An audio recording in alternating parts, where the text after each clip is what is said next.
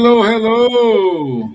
19th of January 2022, and now it's beginning a new spiritual light show. Fayute, my Irish friends, hope you are okay. And today we will talk more about the law of destruction, and it's a pleasure to be here and share this moment with these my three friends here. So, good evening, Elsa. How are you? Hello, everyone. It's a great pleasure to be here once again, to have this opportunity to discuss and talk together, reflecting in the different themes during the month. And today's special one that will be very nice think about the importance of the law of destruction. So hello, Charles, Silvia. Hello, everyone. Hello, Steve. Thank you so much. God bless you all. Good evening, Silvia. Oh, hello, good evening to you, all of you. And it's always, as usual, a good, wonderful thing to be here and, to be discussing something a very important theme, really, for us to understand. And good evening to everyone that's listening. I hope you participate. And it's always good to be here. Boa tarde, bom dia a todos. Prazer estar com vocês novamente, discutindo um assunto bem importante. E é sempre um prazer estar com todos. Espero que vocês participem. Boa noite, Charles. Bonsoir, Stevan.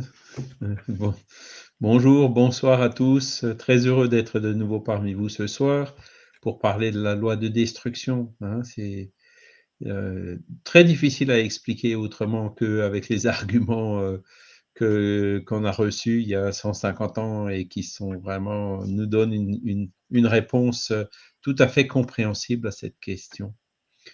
Hello everyone, very happy to be here again with you, talking a little bit about this law of destruction, which is very difficult to understand. Why is there a need of destruction?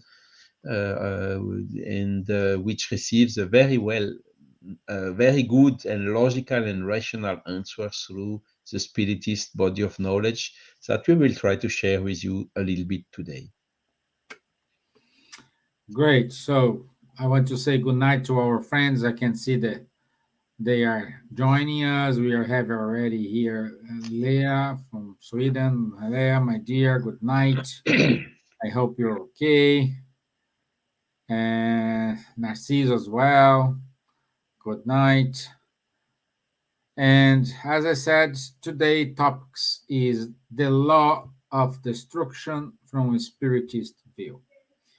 As always, we do before we start to expose our ideas, our interpretation. We will show a video, and let me put the video here on for us.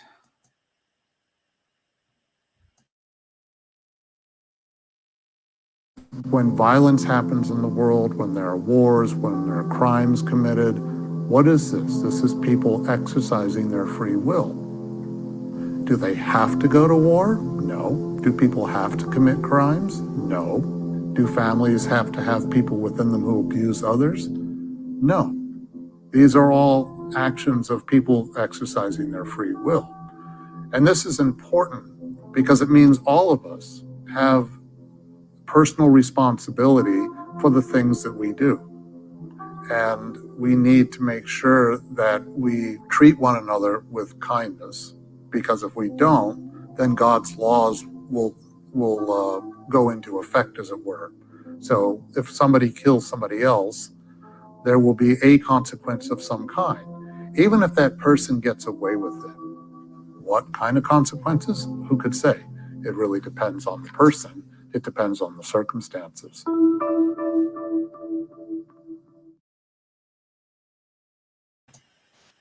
Okay, wonderful. Thank you, our friends from Spiritual Academy, for these amazing videos.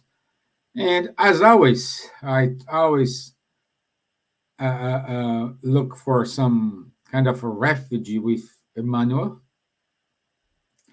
in order to enlighten ourselves with his words of wisdom. And today what I'm gonna say is in the book Soul and Heart, dictated by the Spirit Manual and psychographed by the medium Chico Xavier.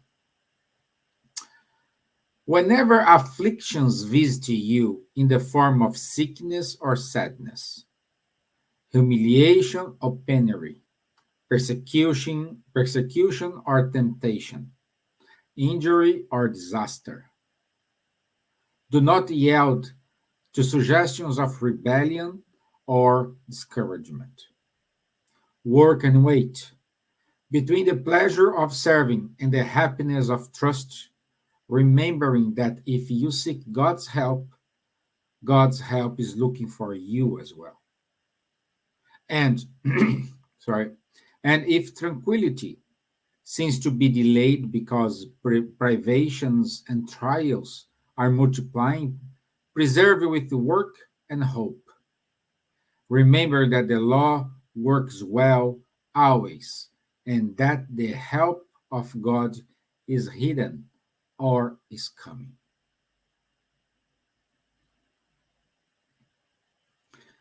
So, another wonderful text from Emmanuel. Uh, we always fall in the trap in asking when something bad has happened to us, why is me? Why this? Why that? No, complaining. Oh, I do a lot of charity. I help with this, and this happened to me. So when everything's okay, thumbs up. But when something goes wrong, mm, I shouldn't deserve that. And based on these questions I raised here, I'd like to ask my friend Charles why we have the necessary and the abusive destructions. Thank you for the question, Stevan. It is indeed something which looks strange. Why is destruction a law of nature? Why is this? Why we see we are here living, and someday we will die, and our physical body will be destructed. Of course, our soul not, as we explained in the previous lives. But there are cycles. We need to destruct and then to rebuild and then destruct again. This happens with the trees and the leaves falling down, the flowers also losing, and then in the spring coming again. Everywhere we can see these cycles of destruction, creation, destruction, creation. So this is explained. Kardec asked in question 7 to 8 of the Spirit's book, why is destruction a law of nature? And the Spirits, they answered him that it is necessary for everything to be destroyed in order to be reborn and regenerated. What you call, saying the Spirits, destruction is no more than a transformation that is aimed at renewing and improving living beings. So I think everything is already here in the almost in the answer, huh? So about the why this necessity of destruction. You see, when we destruct something, we rebuild, and when you rebuild, we rebuild better, and then destroying again, and then rebuild better again. You can see the law of Darwin, of the evolution of the species. You see also the human, compare us today with what we were a couple of 10,000 years ago. And of course, we see everything is then developing, the brain, whatever is necessary in order to perform, to answer better to the need. And for this, it is necessary to have these cycles of transformation. Again, when you change the word destruction into transformation, then you understand it better. Okay. And this instinct of destruction is also something which is somehow necessary. You see, some animals are living by destroying the carnivores. Animals are destroying some other lives. Even human being is eating when it is not vegetarian or vegan, is eating meat. And because our body is physical and it needs physical food. And the flesh is then fed by the flesh. Of course, we can say today there are these movements that Spiritism is, by the way, encouraging, because Spiritism is encouraging everything which goes in the sense of the sustainability in the world, but is not forbidding to eat meat, for instance, because we don't eat the spirit of the cow.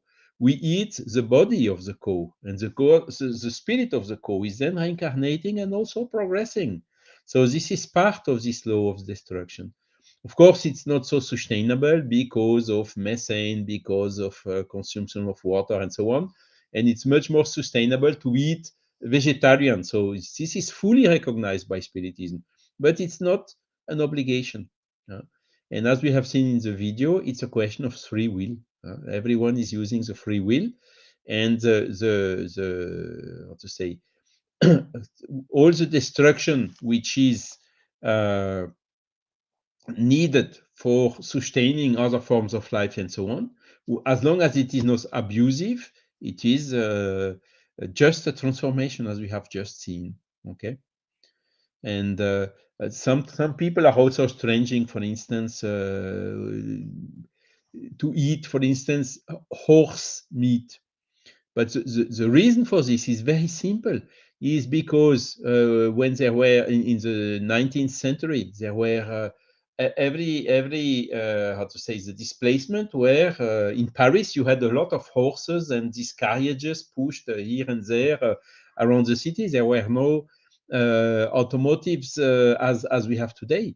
So of course, when the horse is getting older and is too tired to push heavy loads and so on, but it was a fully natural process to take advantage of the body of the horse in order to transform it into food. Of course, today when you are creating horses only to eat, it's not exactly the same thing, and all this has to be really thought about, taken into account, and really how to say, Spiritism is not condemning anything in this point of view. And you have also, Kardec is talking about the self-preservation instinct. The law of destruction is always balanced by the law of conservation. And it's an instinct that exists in the animals, who are, when they see a danger, they preserve their lives. And you can see this also in the human being. When we are afraid, we are protecting us or running away when we see a fire, when we feel threatened in our lives. This is the instinct of preservation, which is also a natural law, which is exactly done to preserve this balance. Now, you told about necessary destruction, which is the one which is this transformation, which are good for evolution, and also about abusive destruction. And the abusive destruction has also been very well explained in the video. All what is abusive is coming, like the evil, is coming from the bad use of the free will for the human, of the human. God has given to humans a free will to use for good, but since it is free will, it can be used by the human for good or for evil. So it can be used for necessary destruction or transformation, or it can be used for abusive destruction. So we can see some examples for it. We see that, for instance, the need of destruction is reducing with the evolution of the human. So vegetarian or vegan movement is exactly like this. We are evolving towards better and more sustainable ways for of the food. Of course, we are still destructing some vegetables, but at least we don't destruct animals again. So all this is going in this sense of evolution. Okay, and also we can see the abusive, the right is always limited to the need for providing food or for safety and whatever. But in question 734, the spirits are saying abuse has never been a right. Okay. And this is exactly the bad use of the free will. Huh?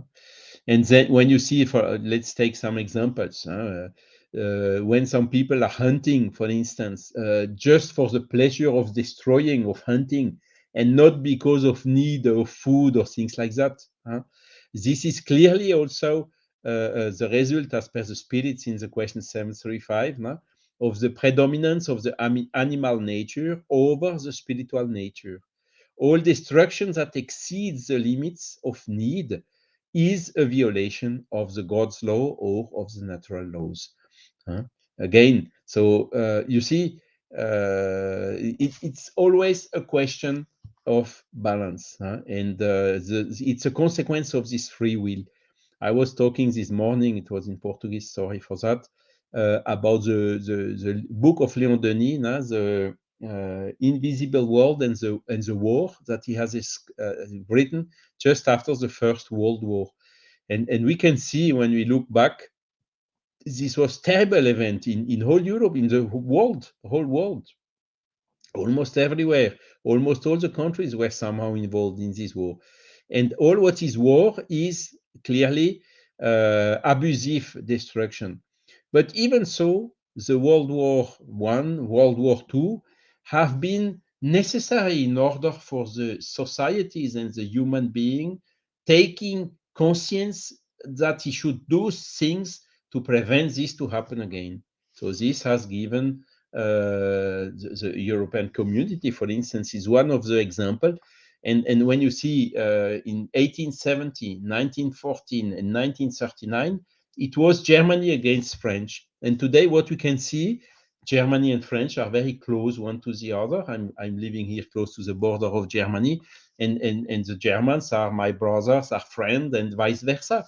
So you see, we needed, unfortunately, this abusive destruction of these three worlds in order to understand and to build this fraternity amongst across the borders. So even behind abusive destruction, there is, like we always say, behind something evil is always something good, which comes later on. Even if it is just the awakening of the conscience of the people to prevent of things to happen again. Okay.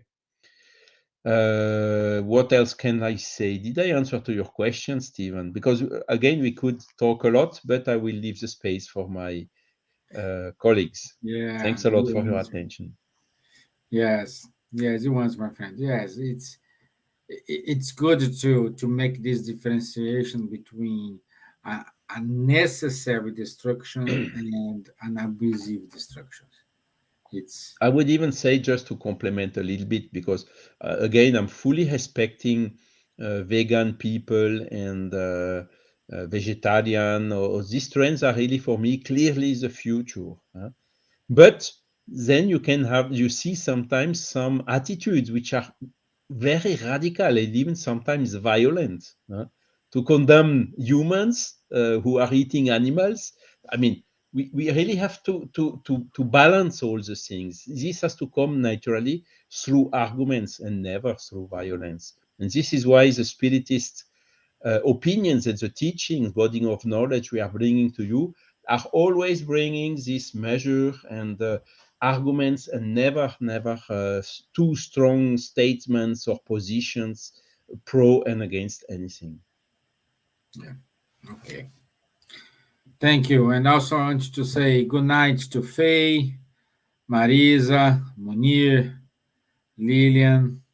So it's good to have you all here with us today. Reginaldo Coelho, good to have you all here. And just keep going in our talk here. Uh, let's go to UK, precisely in Miss Gibbons' apartment. My dear, Okay, hello. Stevan, invite everyone to go to your apartment. We are going there Yes, now. okay. Everybody's And you say, welcome. Silvia, it's close to Wimbledon with a lot of nice garden and so on. Huh? Oh God, yes. We have the Heath just up, it's woods just up here. Then we have Wimbledon Park further down, Carnizaro Gardens, Wimbledon Park the other side.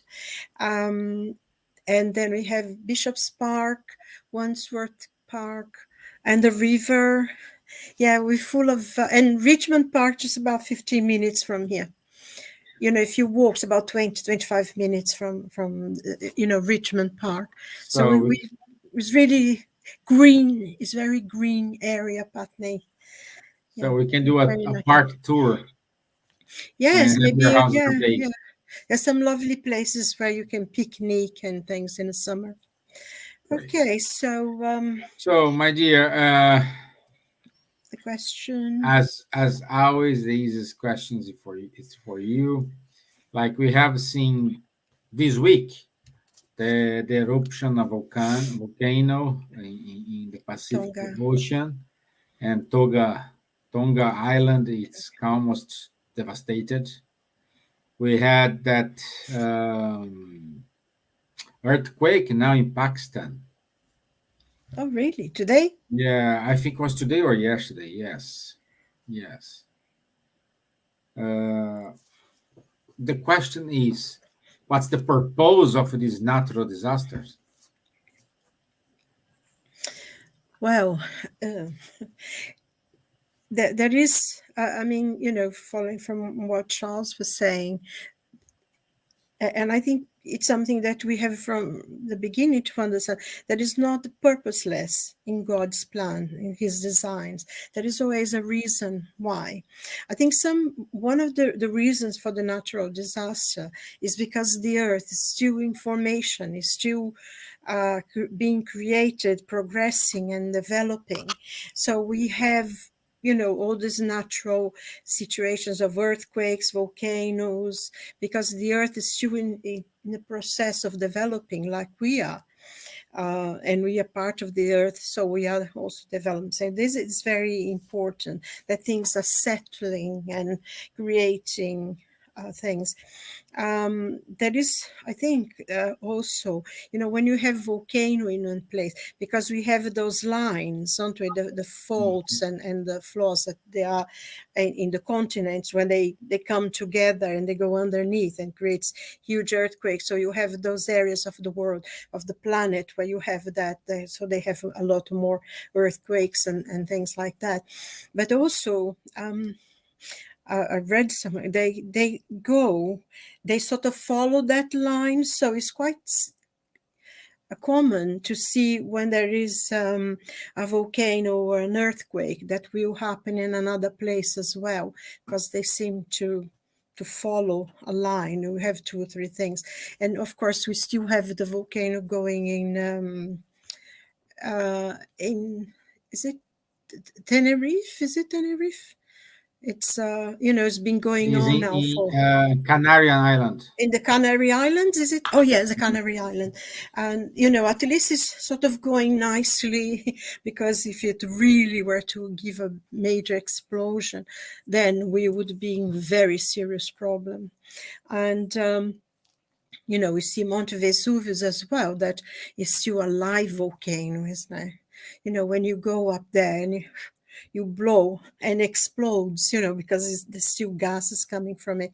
So there is this thing that the earth is developing. That's why we have all these natural phenomena happening. But also, like everything, there is a reason as well for that to happen. And I think we're seeing it happen a lot more. And if we go to the very beginning, when there was a lot of predictions that things would happen, I think now we see that there's a spiritual change of the planet as well taking place, that we are going from a world of trials and tribulation to a world of regeneration. So the old has to be changed and giving place to the new. And I think this is part of the transformation as well. like when we had the tsunami, and there was a tsunami as well in Tonga, wasn't it? That happened also because it was under the sea. And when there was a tsunami in 2004, and in that day, over 300,000 people lost their lives with the tsunami, that because of the earthquake that happened under the sea, caused the sea to go. And so we see that there is a lot of deaths, a lot of destruction, but also new birth, new renew. And in a way, if we suffer, I think some of the questions as well in the Spirit's book that Charles was saying, the law of destruction is necessary so that we can transform. He said it's necessary that things should be destroyed so that new may be reborn and regenerated. And what we call destruction, this is question 728, which Charles mentioned as well on the Spirit's book. He said, what we call destruction is a transformation, and the aim is to renew and to better the living beings. So it's a necessary development. Sometimes, we settle, we are calm, everything is going all right, and then there is a calamity and everything changes. A lot of people suffer, there is a lot of difficulties, there is a lot of pain, loss of life, destruction of property. But then everything renews. I mean, even volcanoes, the richest land, that you can plant things in, are results of volcanoes in millions of years ago that has created that really fertile, like say, for instance, in São Paulo, in the state of São Paulo, where you have the land is really red, almost red. It's so good for coffee. They plant coffee there, and they plant so many other things as well, oranges, and it's very versatile there, sugar cane. And this is very rich. It's consequence of this old, and probably at the time of terrible destructions, but now it gives us a source for planting a lot of things that we have. So it is necessary as well. So we move and things happen. And it's the same thing that, it happens to us, isn't it? We are born, we get old. And even today I was talking to my friend about something. I used to have really, really good eyesight, very good. I could see those A to Z, those maps that you have of London, all the little things. I could see all the little mills. And I remember once I was saying this to my friend, look, the mills is here. And my friend said, what mills? I can't see anything. I just can see this big road there. And I said, no, it's this corner here.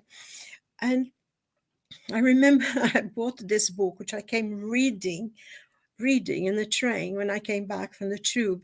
And I got this book the other day, and I couldn't even see the letters without my glasses.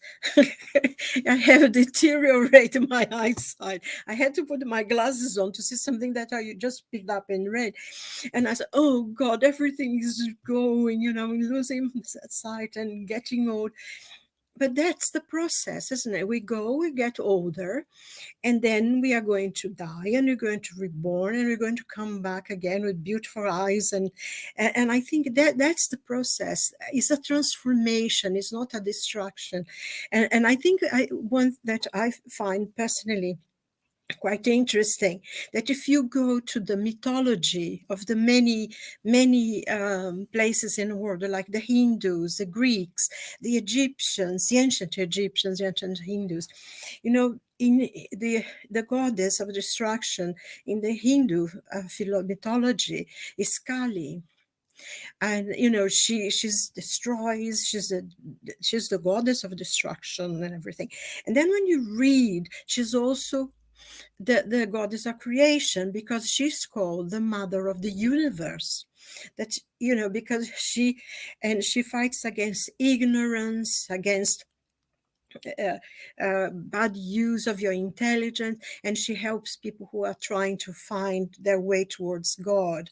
And the same thing, the god Sekhmet in Egypt, the ancient goddess of, she was also, she's the goddess of destruction, of war, but she's also the goddess who has the power of the sun. She's the goddess of medicine. She's the god of healing. And you have this duality into everything. Destruction and creation comes together. And in the Norse as well, in the Norse mythology, the goddess Freya, she's the war goddess, but she also takes the soul of the warriors and, keep them safe. And you go to Greece, is exactly the same thing. And I find it so wonderful, this concept that the destruction, but also creation. And I think, in a way, the whole universe, the whole earth, the whole universe is like the phoenix, isn't it? The bird that's killed is destroyed by fire, becomes just ash. And then from the ashes, it is reborn again into this beautiful, wonderful bird.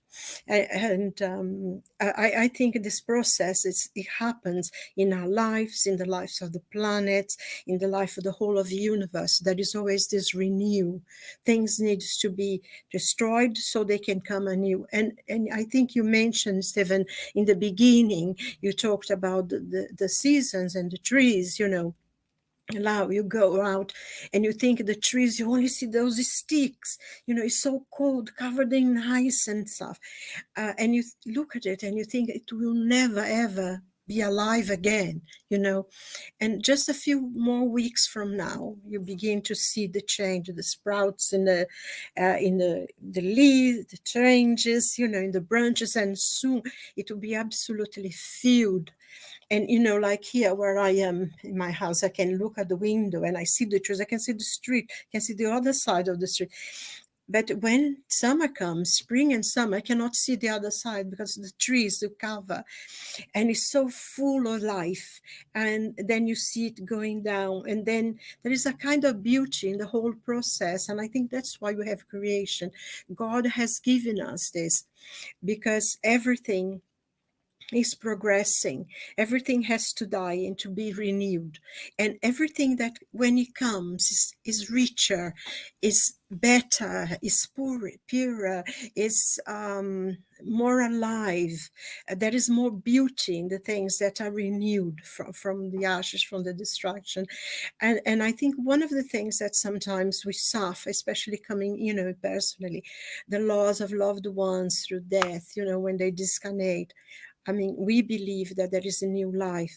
Of course there is, we know that. And I think we just need to be more, trust God more, that God knows, his creation is for us to progress, for us to be better. And even the worst things, the worst situations, they will always, something better comes out of it. I think there is this expression in English, isn't it? The silver lining. There is always a silver lining in the clouds, and I think that's the thing, is to see Always there's a positive. silver lining. Sorry? Always we have the silver lining.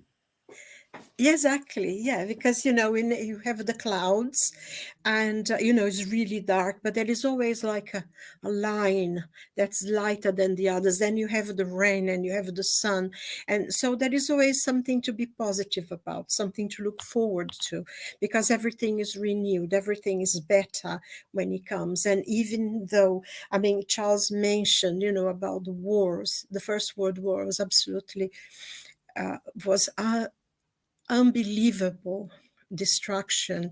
I think the first battle they had in the Somme, in one day, 11,000 English soldiers died. And, if you count the French and all the others as well, it was a terrible destruction. And the Second World War was even worse.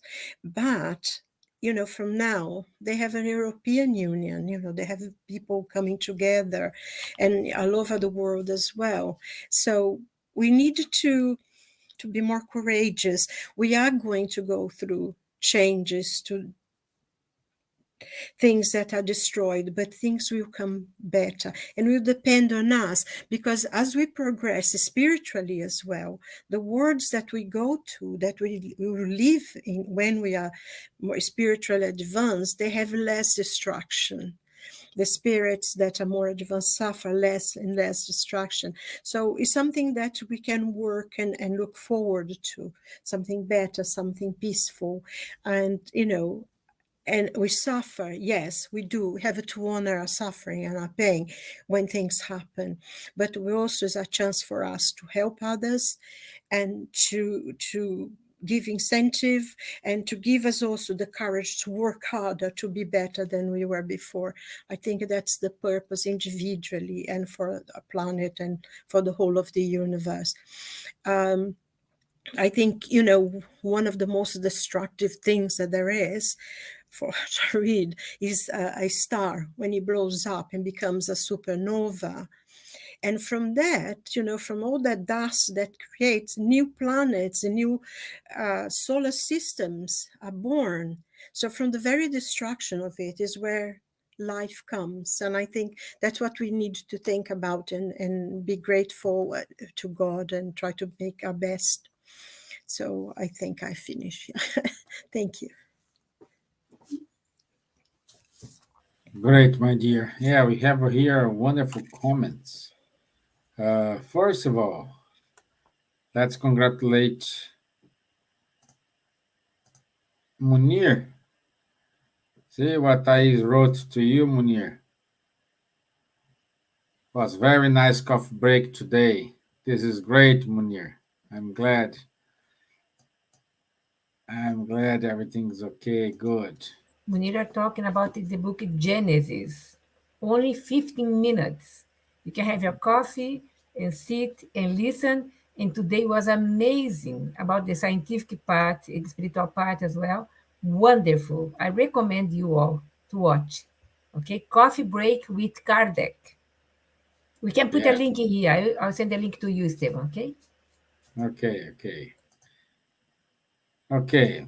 Also, we have here, let me see. Thais said, continuity law, isn't it? Energy can neither be created nor destroyed, nor can it teleport from one place to another.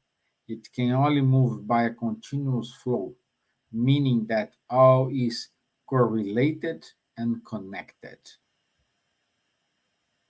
Very good, Thais.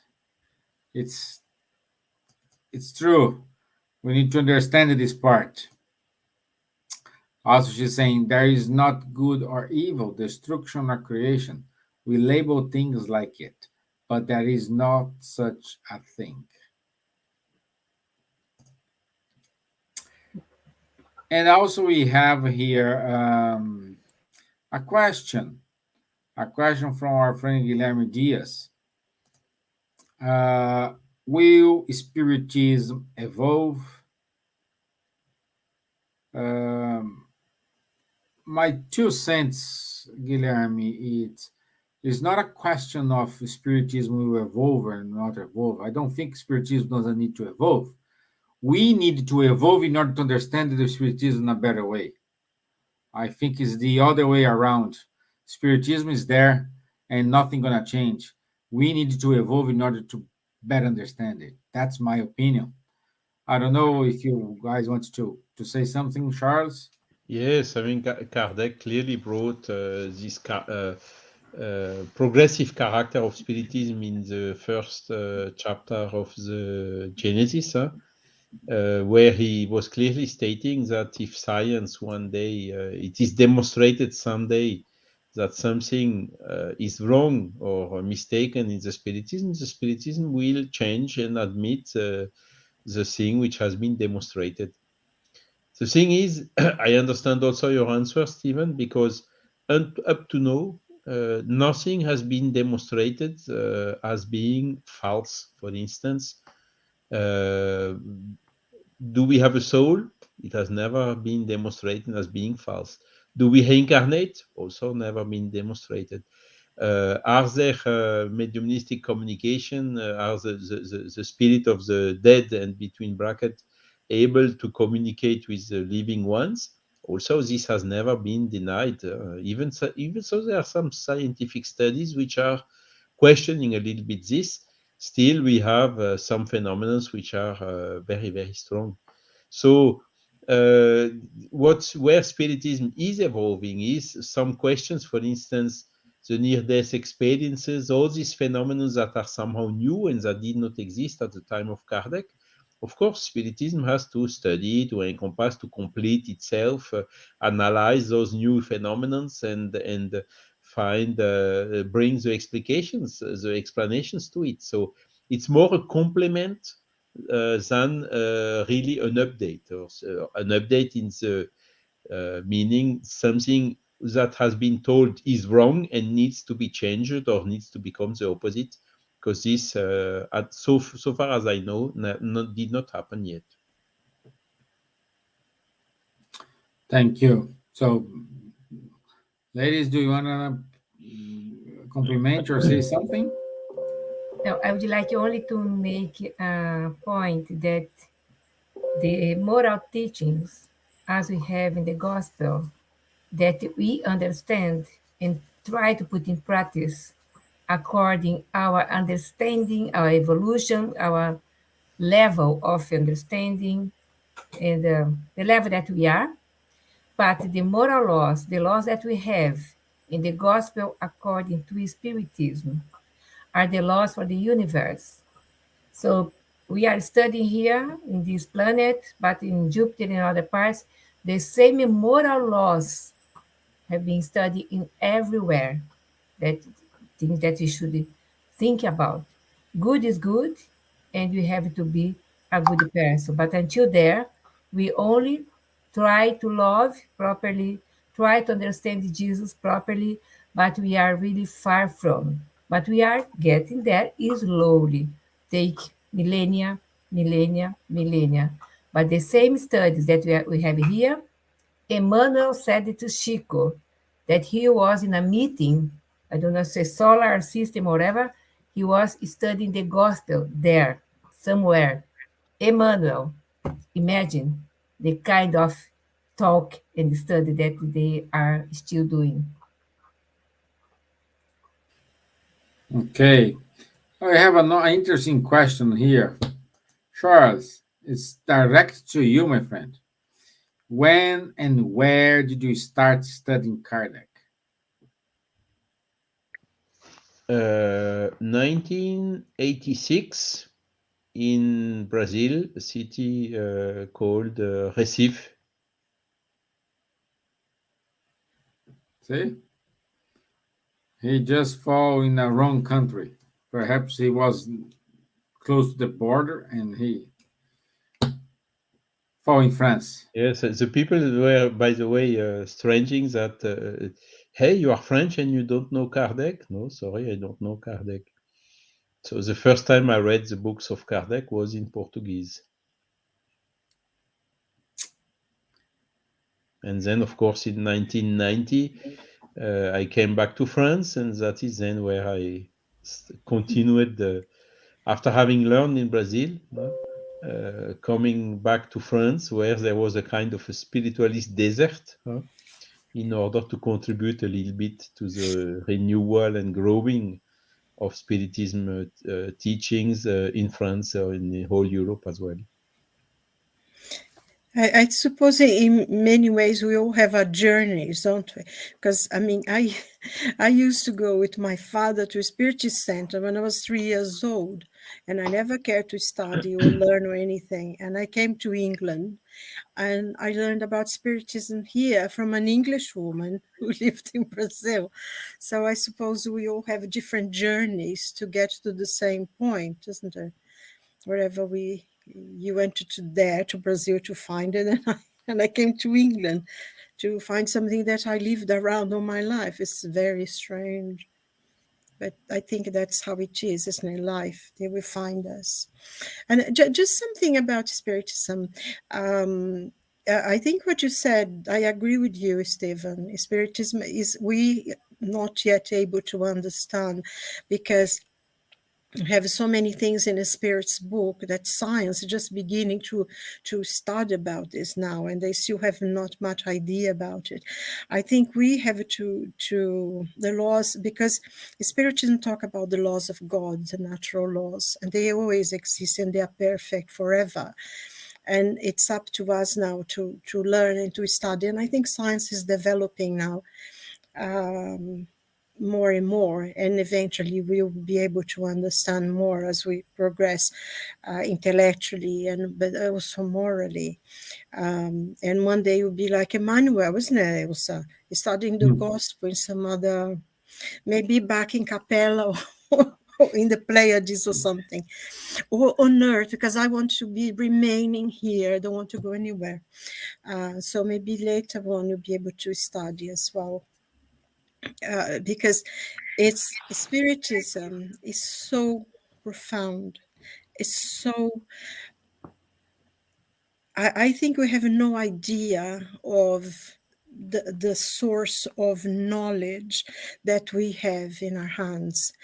I'm studying Andrea Luiz and evolution into worlds. And I must say, I'm doing a lot of research, but I find it quite difficult to grasp some of the concepts, because I'm not an anthropologist, I'm not a geologist, I'm not a physicist, I'm not a microbiologist, I'm not a biologist, and I find it quite heavy going to learn, but it's so exciting. You know, you go and research something because he talks about things that you can actually go into the science and research, and you begin to understand the perispirit, how it begins to form. And I find it absolutely fascinating, and I think it's so exciting. And I think Spiritism is such a wonderful thing. I'm so glad that I found it. I'm so happy.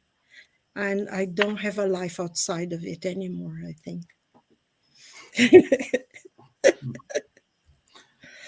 It's good. You're not alone, my dear. You're not alone. I also see Okay. the last remark of Thais. And Yeah. in France, we say, nul n'est prophète en son pays. In Portuguese, it's santo de casa não faz milagre. But in English, I don't know what it is. Silvia, can you help me, maybe? What is it? Sorry, what is the last phrase? Santo de casa não faz milagre. Nul n'est prophète en son No pays. one is a prophet in his own land. So it's just, English is like the French one. Yes, and That's it. actually it's a quote from Jesus, isn't it? When he's the first time when he goes to the synagogue and he says, "Today in your hearing, the scriptures are fulfilled," and they throw him out of the synagogue and try to stone him. And then, you know, he says, no one is a prophet in his own land. So I think it's the same. Good. And now, my dear Elsa, you thought I forgot you, but I didn't. I'm okay. I'm okay. Always. Yeah. Sorry, Elsa. I didn't forget. Everything is nice that we are listening, talking, reflecting, remember, and chatting in a Yes. nice room. Yes. So, my dear, since the destruction law is to help us in our evolution, do you think shall we have a different way to help us to evolve? I think more or less everything was said here, but we can think a little bit about our inner in person. I think choosing love as our constant guide is the key to everything, as our pure heart and inner spirit will guide us through the mysteries of evolution. Because you don't know when start one station, when finish other. So winter, spring, autumn, and it's a movement that start and come and go all the time. And love for us that we are getting there slowly will help us to evolve as the entire planet evolve. So we must work more towards our inner self in order to truly know ourselves. Because we have a lot of shadows. We don't know ourselves. We sometimes fight with our own problems, and sometimes we fight against us. And we have to accept that we can go inside our cave and see all the problems there and try to solve these problems with kindness towards us. Ah, Elsa, you did this again, but you will get better. You will be a good person. So go for it, go for it. So I stimulate myself. So we will find inside us these shadows, that, but we cannot fight with these shadows. We have to flow and go and accept that we all have shadows, né? And accepting, we are getting better because when we acknowledge our shadow, our problems, it means that we are evolving, we are waking up, we are going to the divine laws that we see God inside us. And God never, never let us go down, to go alone or stay without really help, without really knowing ourselves. So the question 1919, 1919 in the Spirit's book, we have it there when sourcing, try know yourself. So the best thing to do for ourselves to go to follow the guidelines, first of all, know ourselves, know our family, change the way that we are behaving inside our family, our community, in order to evolve. When we are getting better day by day, we are evolving day by day, we are evolving as a community, we are evolving as a country, as a planet. How long it takes? We don't know. We don't know how long it takes for me, myself, to evolve. But for sure, the law of love is the one that helps everyone really to evolve. Because the God's laws is written in our conscience, well, I said here already, no? And then the law of nature is everything. We have 10 laws. 10 laws. The laws of destructions, I think, is the 50th law. And the importance, how Kardec made the one, two, three, all the laws in the finish with the law, charity, and love and charity, is the most important part for me in the gospel, according to Spiritism. In destruction, there is no destruction because the war that Charles spoke about, everything that you destruct today will be rebuilt tomorrow, as we have the wars, medicine, antibiotics, the different machineries, and internet. So everything comes from the war. So we know that. But there is no way to go down, always further, further towards the light. Thank you. Thank you, my dear. Thank you. We can say that the law of destruction, we can also say the law of transformation, because everything is transformation, no? Yeah, good point. Everything's transforming. Yeah, good point. The law, I can read it quickly here, what we have in our spirit book. The destruction functioning with instinctual preservation is a natural part of life, designed to establish balancing and maintain an equilibrium in nature, and ranging from nature's food chain to natural calamities. It allows for renewal and transformation on Earth. The need for distractions on each planet exists in proportion to the planet's material level. All forms of destruction beyond the limits of necessity violate God's law and indicate the predominance of humanity's physical nature over its spiritual one. The spirit book. Okay? Thank you. Thank you. So before the announcements, anyone wants to add something?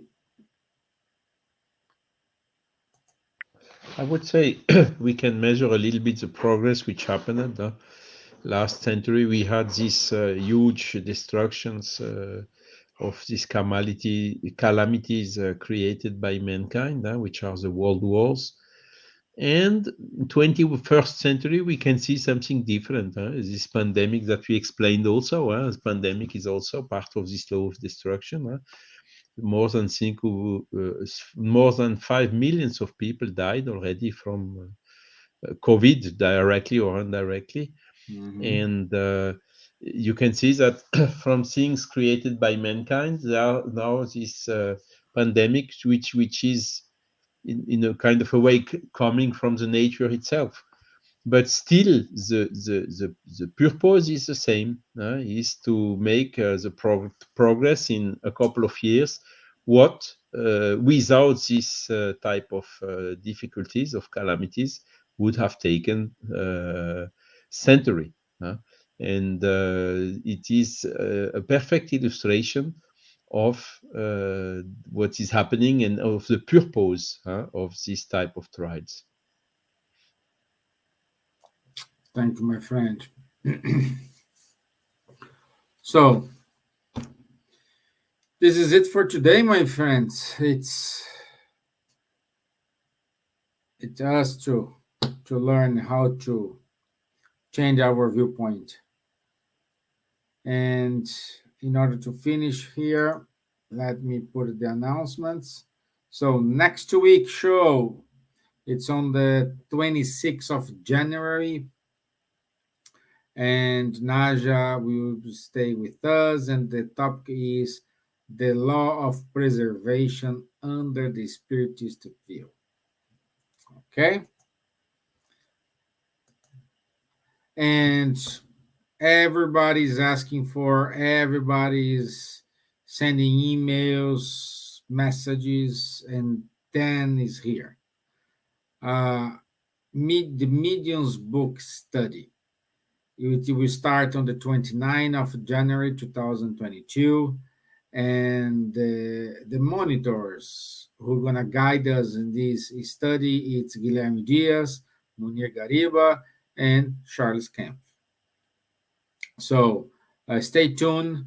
We will disclose the link for the meeting.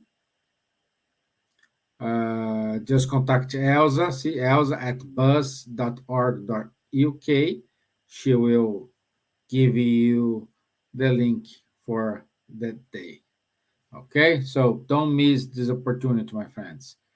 Medium's book study in English, it's priceless. And on the 29th as well, we will have our European Spiritist gathering. And the topic of this episode is objectives of the European Spiritist gathering. Is our dear friend Pekka from Finland will give this wonderful talk. Okay, here on your screen you can see the details of the Zoom link. So feel free to be part of this team. And again, as we mentioned today, every Wednesday, 4 p.m., we have 15 minutes coffee break with Kardec, with our friend Munir, and he always gives us wonderful insights. Like today, in 15 minutes, he spoke about Genesis, and that's what he's going to do for upcoming meetings. Every other week, we do have on Tuesday, 8:30 p.m., Time to Talk, conversations on mediumship with Guilherme Dias and Rafael Caldas. It's another wonderful show, wonderful source of information, a source of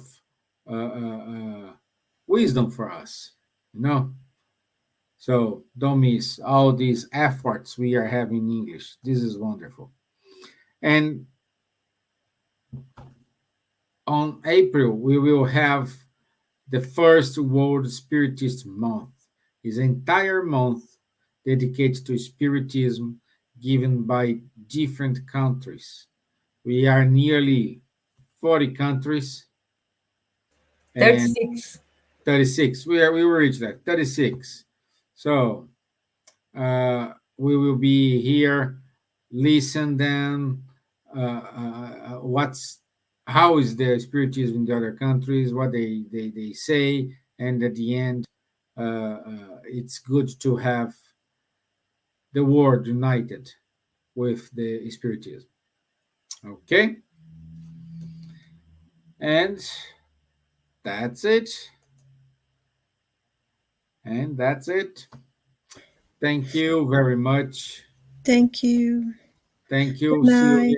Thank you, Elsa. Thank you, Thank Charles. you. Thank you, everyone. God bless.